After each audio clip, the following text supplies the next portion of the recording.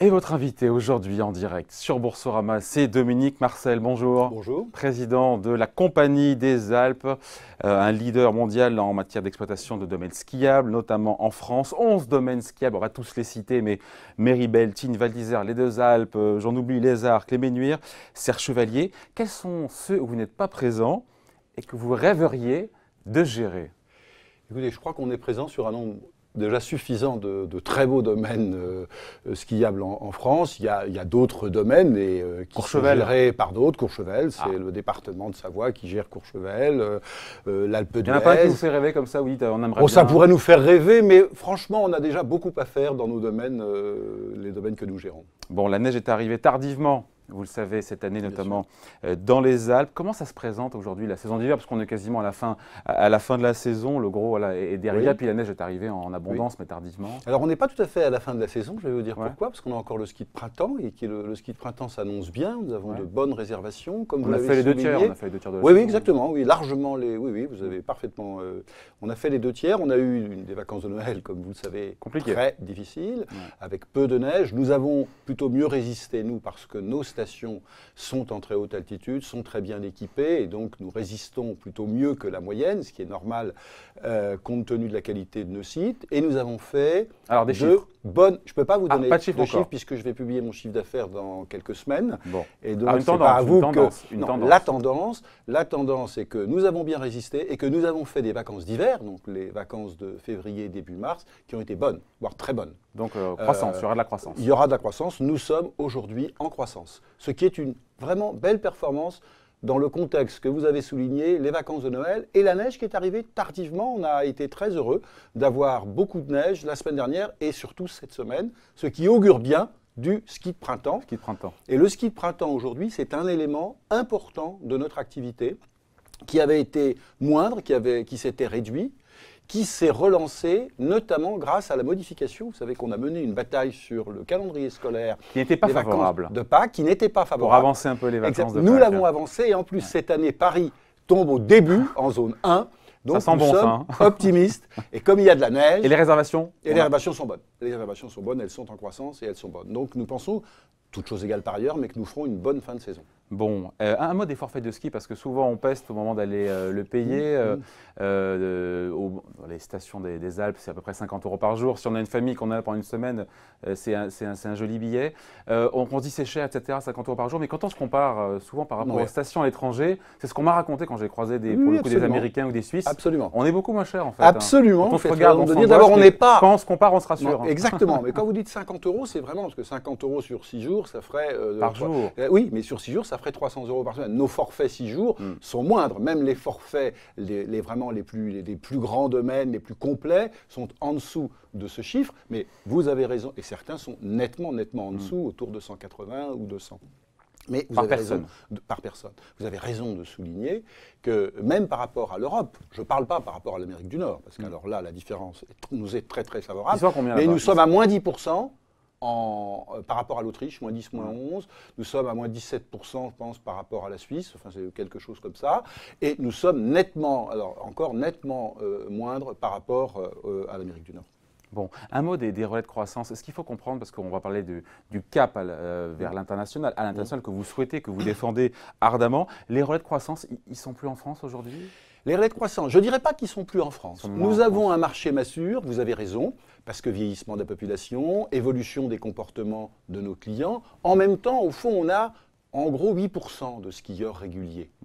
Je pense qu'on pourrait faire mieux. Et d'ailleurs, toute la profession, nous nous organisons, notamment dans un certain nombre d'initiatives pour favoriser les débutants, favoriser le ski de printemps, un certain nombre d'initiatives qui permettraient d'attirer un peu plus de skieurs. Donc nous ne considérons pas que c'est terminé. Mais c'est vrai que globalement, le marché français et le marché européen est un marché mature.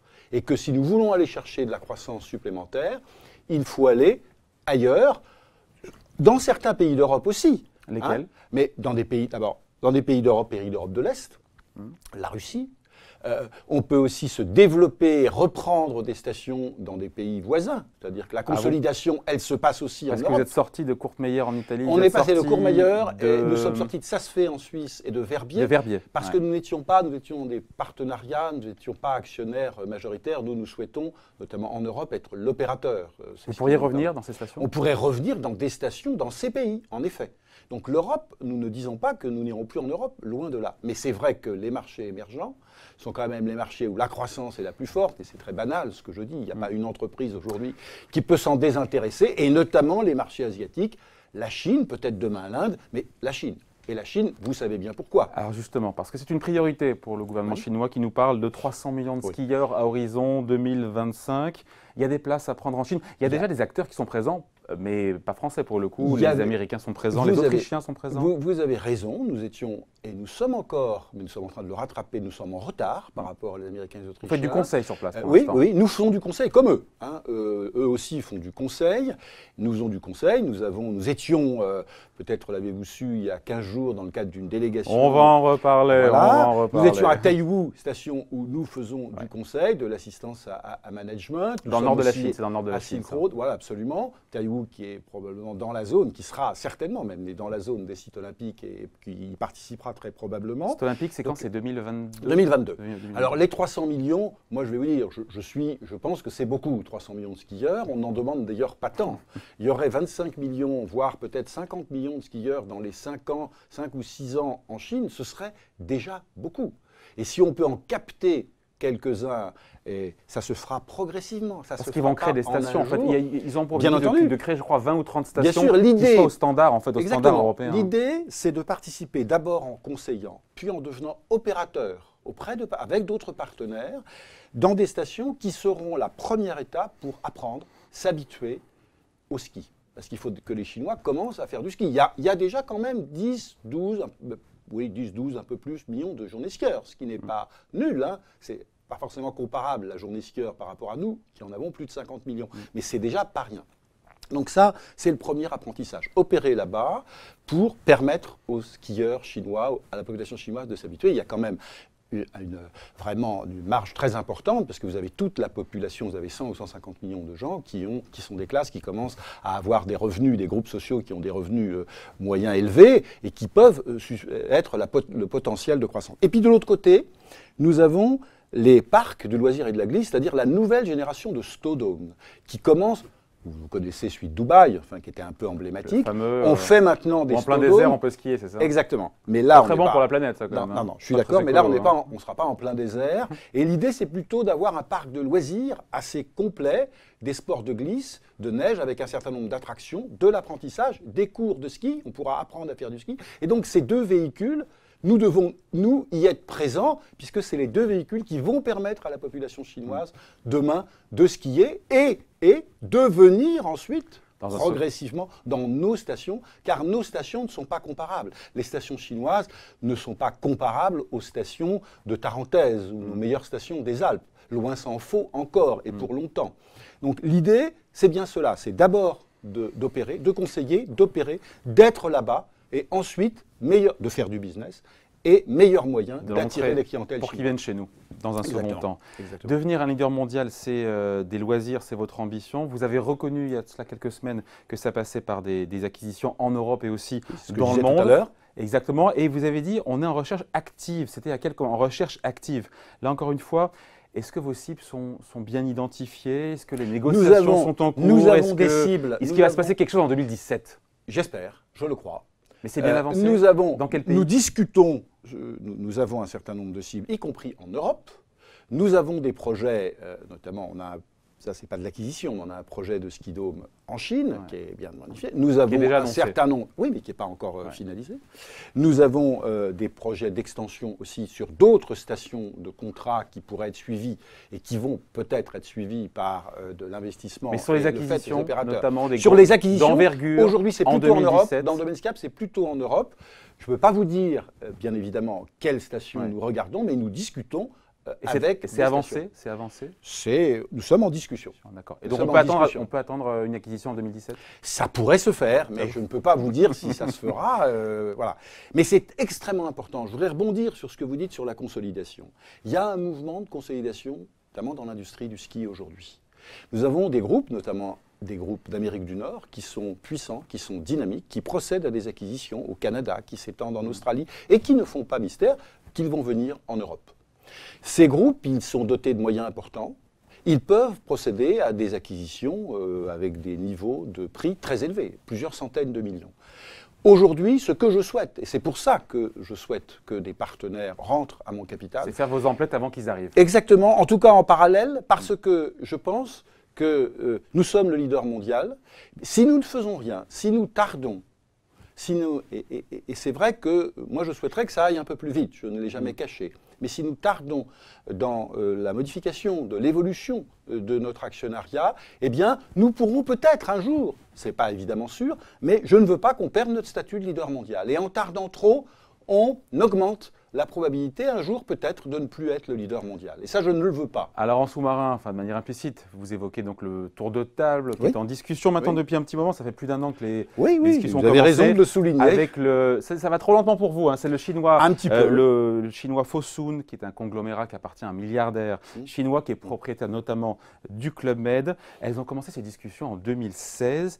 Pourquoi est-ce que ça n'a pas abouti? Pourquoi ça ne va pas assez vite selon vous? Alors, d'abord, ça ne va pas assez vite. Enfin, nous avons un peu une spécificité. Comme vous savez, nous sommes concessionnaires de services publics. Ouais. La CDA est perçue, à juste titre, comme un intervenant majeur dans les territoires des Alpes. Les collectivités locales, les élus s'en préoccupent. Et il n'y a là rien que de très normal. On va en parler. Il n'y a rien que de très normal. Bon. C'est jamais évident de nouer un partenariat avec des Chinois. L'environnement local a d'abord été réticent. Notez bien qu'aujourd'hui, le Club Med est entièrement sous contrôle chinois, ce qui n'est absolument pas mon optique. Hein. Nous n'allons pas nous vendre à des Chinois. D'ailleurs, mon actionnaire de référence, c'est la Caisse des dépôts, à 40%. Ne le tolérerait pas, ne le voudrait pas, et je ne lui proposerai pas. Mais le Club Med est passé sous contrôle intégral chinois, et le Club Med investit comme jamais. Hein. Et d'un certain point de vue, et c'est même certain, le premier investisseur aujourd'hui dans les Alpes, c'est le Club Med et c'est Fosun. Déjà. Donc, dans un premier temps, après, il faut voir les effets à long terme, mais dans un premier temps. Bien sûr, mais en tout cas, nous nous en félicitons parce que nous avons un très bon partenariat avec le Club Med et le Club Med fait des villages dans nos sites et ça se passe très bien et nous travaillons parfaitement ensemble. Alors maintenant. Est-ce que les discussions pourraient aboutir justement avec Fosun après la présidentielle? En gros, on laisse passer la présidentielle. J'espère. Non, mais je l'espère. Mais un peu de temps après la présidentielle. Je vais vous dire. C'est ça qui bloque d'ailleurs, la présidentielle? Non, je pense qu'il y a je pense que l'avenir de la CDA ne doit pas quand même être subordonné, ne devrait pas logiquement être subordonné à des élections présidentielles quand même. Bon. Non, mais ça révèle aussi quelque chose quand même sur notre pays. Mais bon, c'est un sujet. C'est un autre sujet. C'est un autre sujet. Simplement, moi, je veux pas non plus. Je tiens le plus grand compte. Nous sommes concessionnaires de services publics et je tiens le plus grand compte de ce que pensent les élus locaux et les grands élus. On va en parler gentiment, mais est-ce que selon vous, après la présidentielle, les discussions ça devrait aboutir plus rapidement? On aboutira. Alors, en 2017? En 2017. Ça, je peux pas. On n'est jamais sûr de rien. Je veux dire, je vais pas mettre. Mais mon objectif, c'est très clairement d'aboutir avant 2017 et même bien avant la fin de 2017, si nous pouvons y parvenir, pour la raison que je vous ai indiquée. Certes. Nous avons une bonne structure financière, nous avons encore de très bonnes performances, de bons résultats, mais il ne s'agit pas de s'endormir sur ses lauriers. Bien sûr, on ne pourrait rien faire. Bien sûr, on pourrait être tranquille encore 2 ou 3 ans. Le président pourrait dire « Moi, je reste encore 3 ans, j'ai de bons résultats. » Moi, je pense à l'avenir de l'entreprise. Et notre rôle, quand on est chef d'entreprise, c'est d'anticiper. Nous gérons un peu des paquebots. Les Chinois ne viendront pas en 2 jours. Il faut donc le préparer très en amont, très en avance. Et c'est pour ça que je suis un peu impatient. Bon, vous confirmez qu'a priori, ce serait une montée au capital aux alentours de 8 à 10%, c'est bien ça? Peut-être un peu plus, mais il n'y aura pas que Fosun, il y aura d'autres partenaires. Et sur Fosun, on sera aux alentours de 8 à 10%? Oui, je pense dans ces eaux-là, mais là encore, rien n'est encore conclu et signé, aux côtés d'autres partenaires, dont je ne peux pas parler aujourd'hui, même si parfois la presse a cité des noms, parce qu'on est encore en discussion. Des fonds d'investissement anglais, c'est ça, non? C'est vu? Je n'en dirai pas plus.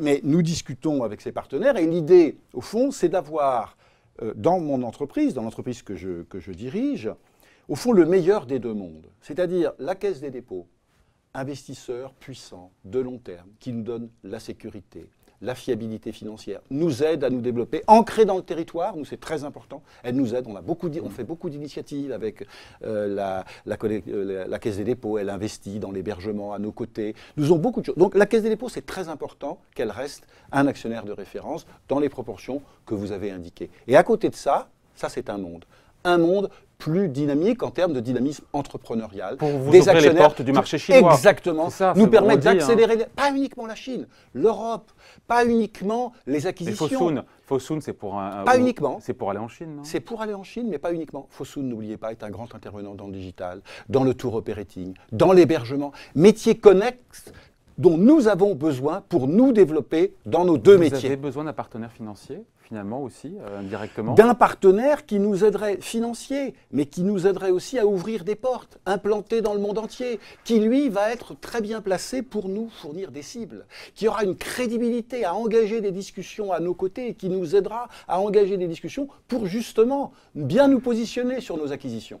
Alors, je voulais vous faire réagir aussi aux élus rhône-alpins qui, quand ça vous fait sourire, mais c'est vrai qu'il y a... Non, mais pas du tout. Parce qu'au début, quand vous avez annoncé ces négociations avec Fosun, il y a eu une levée de boucliers, ils ont vu ça d'un mauvais œil, ils étaient colères, notamment Laurent Wauquiez, qui était clairement opposé. Il vient d'indiquer, vous étiez avec lui en Chine, absolument, lors d'un déplacement. Un voyage très intéressant. Et là, pour le coup, il a dit que finalement, il n'était plus contre, même s'il a mis, il a mis quelques réserves. Qu'est-ce que vous lui avez dit, là? Qu'est-ce que vous lui avez soufflé dans l'oreille pour qu'il assouplisse sa position à Laurent Wauquiez, le président de la région Rhône-Alpes, qui a dit il se fera, rien ne se passera sans l'accord de la région. Avec Laurent Wauquiez, nous avons un dialogue. C'était avec lui d'ailleurs, c'était lors du déplacement. Absolument, un dialogue tout à fait constructif. On n'a pas toujours été d'accord et vous connaissez Laurent Wauquiez, c'est quelqu'un qui dit les choses et moi aussi un peu. Donc je crois que nous avons un très bon dialogue. Je pense que... Pourquoi il a changé d'avis? Non, au début, il y a toujours eu, et c'est d'ailleurs pas forcément Laurent Wauquiez au départ, toujours eu une idée que la CDA devait un peu se replier sur les Alpes et sur le territoire de la région. Hein, parce que la CDA, on ne va pas reparler de son histoire, mais au départ, elle est née d'un plan en fait, de sauvetage des stations françaises quand elles étaient en crise. La Caisse des dépôts, comme souvent, a été appelée à la rescousse. Dans les années quoi? Dans les fin des années 80 crise de l'immobilier, etc. Bon. Et quelque part, elle a beaucoup aidé. Le plan de sauvetage est devenu une success story, ce qui n'est pas toujours le cas des plans de sauvetage. Hein, faut le rappeler. Vous en conviendrez. Bon.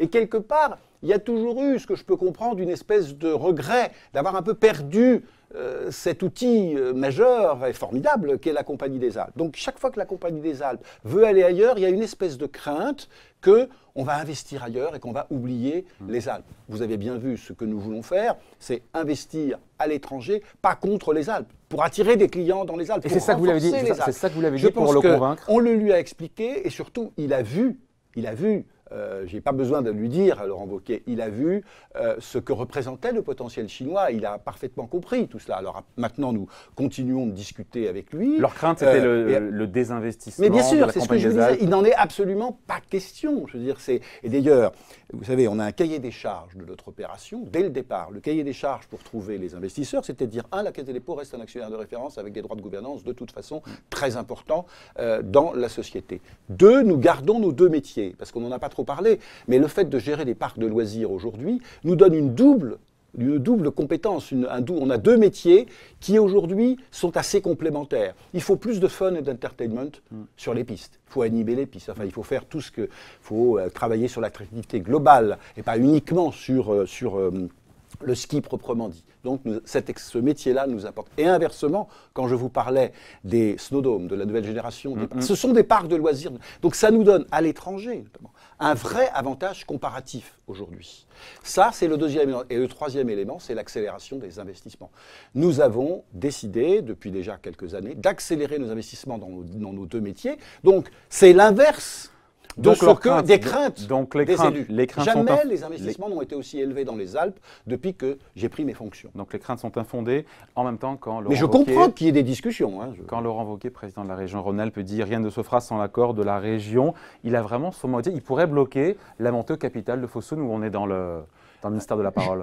Juridiquement, évidemment, non. Bah oui. Simplement, moi, je préfère, pour que l'opération soit bien installée, qu'elle soit bien comprise, je pense que pour qu'elle ait le maximum d'efficacité et de succès, je préfère avoir le maximum d'accords avec les responsables locaux. Notez d'ailleurs que les maires de nos stations, qui sont quand même les premiers intéressés, comprennent de mieux en mieux la nécessité. Le maire de Moutier, au départ, il n'était pas convaincu. Hein. Le maire de Bourg-Saint-Maurice, je n'ai pas à parler pour lui, qui est quand même la commune la plus importante. Le maire de Bourg-Saint-Maurice, je ne veux pas parler pour lui, mais il a parfaitement compris l'intérêt de se développer, et beaucoup d'autres. Bon, un petit mot de votre cours de bourse ou de votre poids boursier. Ça pèse un peu moins de 500 millions d'euros, la Compagnie des Alpes, 470 millions d'euros, on est précis évidemment. Est-ce que vous jugez être sous-valorisé ou correctement valorisé? Écoutez, je ne demande pas survalorisé, évidemment. Non, mais notre cours de bourse, il faut tenir compte d'une certaine spécificité. Nous avons un capital qui est largement contrôlé. La Caisse des dépôts, les 40%. banques régionales, Sofival. Au total, ça fait même plus avec les banques régionales. Ça fait combien en tout? Il y a un flottant 63, 62, 63. Il y a un flottant qui est faible. Donc il y a un flottant qui est réduit, ce qui explique un certain nombre. Simplement, ce que je constate, moi, c'est que depuis maintenant un an, et même depuis janvier 2016, notre cours a repris 50%. Et notre cours a repris 50% parce que notre résultat a progressé, notre rentabilité opérationnelle a progressé. Nous sommes même en avant sur la guidance que nous avons donnée au marché. Nous avons notamment eu un redressement absolument remarquable de nos parcs de loisirs, qui étaient un peu considérés à un moment comme un maillon faible, moins rentable. Ça l'était à l'époque. Oui. Mais sous votre férule, ça a terminé d'équerre. On a redressé, on a doublé notre EBITDA, on a eu 22% de croissance de chiffre d'affaires sur 3 ans. L'EBITDA, c'est le résultat d'exploitation. Pardon, voilà. Résultat d'exploitation. Voilà, pardon. Et donc, ces éléments se traduisent dans le cours de bourse. Il faut encore maintenant que cette performance soit inscrite dans la durée. Nous avons un peu changé aussi, modifié un peu notre business model. Il faut que le marché s'y habitue. Mais on a, pour l'instant, une trajectoire qui est bonne. Bon, dernière question. Hier, il y avait l'Assemblée Générale des actionnaires, ça c'était hier. Hein. Absolument, vous avez été reconduit. Notre AG annuel. Vous avez été reconduit dans vos fonctions, Dominique Marcel. Avec quel taux d'approbation? Il y a un taux d'approbation du vote des actionnaires? Non, parce que j'ai été. Alors, le renouvellement de mon mandat d'administrateur, d'abord, ça, je dois dire que j'ai pas le score en tête. Ouais. Mais c'est un score de maréchal. Hein. C'est un bon score, mais j'ai été élu, évidemment, par mon conseil à l'unanimité. C'est le conseil qui, après, une fois. Alors, moi, j'y vois. D'abord, j'ai souhaité être renouvelé parce que j'aime cette entreprise. J'aurais eu des occasions d'aller ailleurs, mais pour l'instant, j'aime beaucoup cette entreprise. C'est pour moi le signe, c'est le renouvellement de la confiance des actionnaires. Ça m'encourage à poursuivre notre stratégie, ça m'encourage à accélérer notre développement international et ça m'encourage à faire rentrer de nouveaux partenaires dans le notamment Fosun. C'est un soutien. C'est pour bientôt Fosun, vous écoutez. On laisse passer à la présidentielle, c'est imminent. Notamment Fosun, le plus rapidement possible. Bon, voilà qui est noté. Merci à vous, merci d'avoir été notre invité en direct sur Boursorama. Dominique Marcel, le président de la Compagnie des Alpes. Merci à vous, au revoir. Merci beaucoup.